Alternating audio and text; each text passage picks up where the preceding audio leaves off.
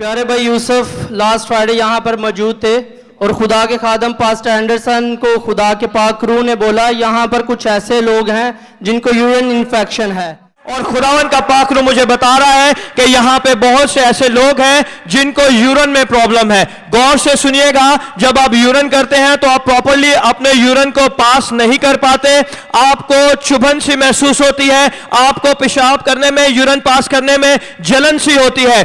आए चंद लम्हा के लिए हम छोटी सी दुआ करेंगे और खुदावन आपको छू के शिफा देगा। आए मेरे साथ मिलकर छोटी सी दुआ करें। आए खुदावन मुझे शिफा दे तो मैं शिफा पाऊंगा। आए खुदावन मुझे बचा तो मैं बच जाऊंगा, क्योंकि तू मेरा फख्र है, यीशु के नाम से आमीन। तो ये प्यारे भाई का ईमान था, क्योंकि इनके फ्रेंड को वो इशू था और इन्होंने राइट अवे अपने फ्रेंड को फोन किया और कहा कि आज खुदावंद आपको शफा देगा, और इन्होंने घर जाके मालूम किया और खुदा ने उसको शफा दे दी। Praise the Lord, hallelujah. जोरदार तालियां बजाए किसने उनकी बीमारी को कॉल किया है।